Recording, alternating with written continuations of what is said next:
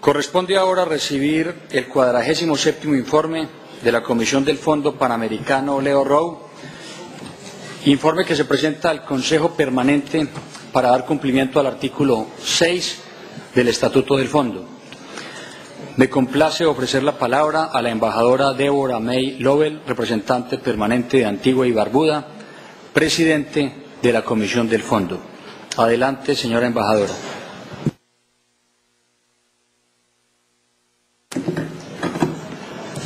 Mr. Chairman, I would first like to welcome our new colleague from Paraguay to this, the deliberative body of the hemisphere, and to say that he can rest assured of the cooperation and support from my delegation.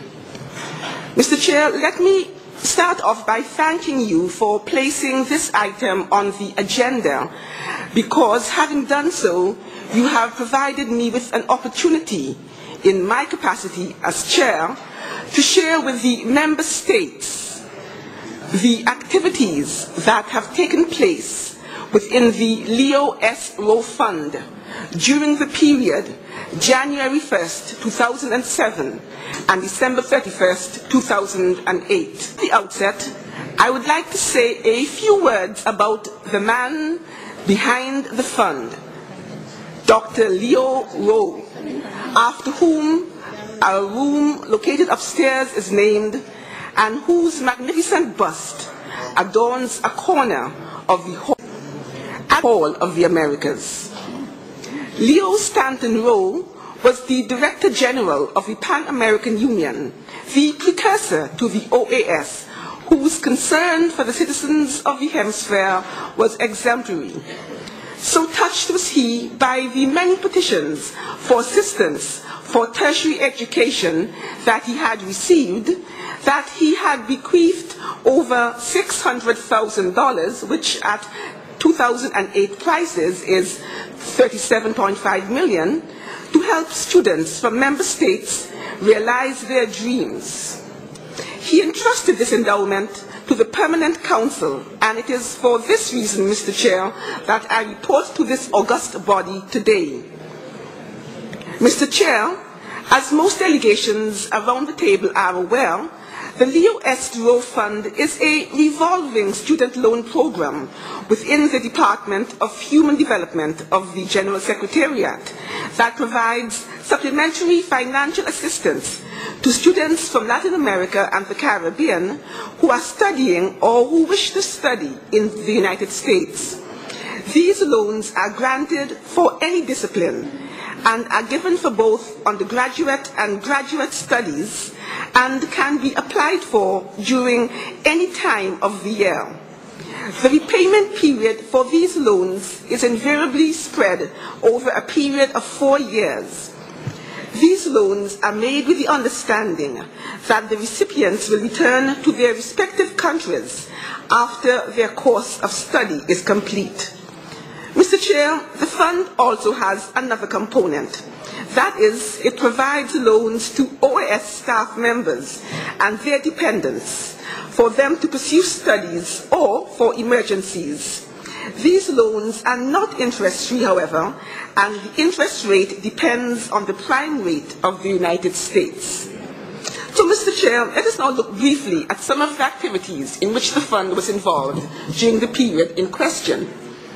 The Rowe Fund administered, on average, 375 loan accounts during the 2007 and 2008 period. In terms of new loans granted, the Rowe Fund has reversed its downward trend, which started in 2003 as a result of the previous recession. During the period covered by this report, new loans granted increased by 31.1% and 37.1% for students and staff members respectively when compared to the previous biennium. In addition, the committee has narrowed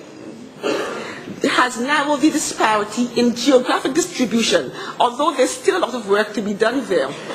And also, it continues to close the gender gap in the distribution of loans between female and male students.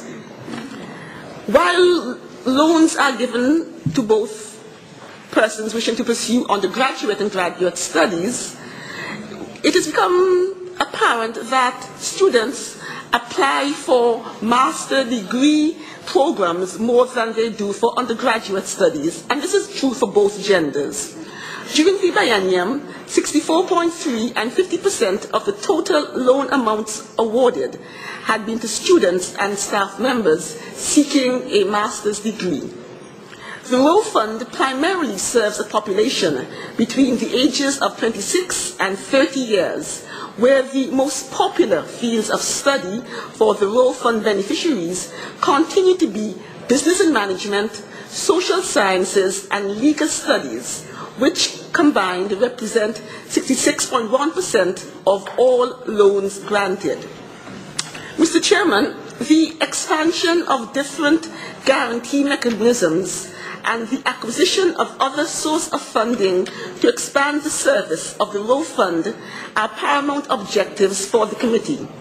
To extend the benefits of the student loan program to the greatest possible number of beneficiaries depends on finding additional sources of finance and subsidies elsewhere, as well as for expanding the loan guarantee options. Mr. Chairman, turning our attention to the financial realm, the fund derives its income from the dividends from the investment, from the loan repayment of students, and the interest derived from staff loans. Its expenses include the issuance of new loans, the cost of administration, and the credit losses which it endures. So, Mr. Chair, we see that there is a struggle to compensate for the expenses, and it is therefore necessary for us to raise the source of income.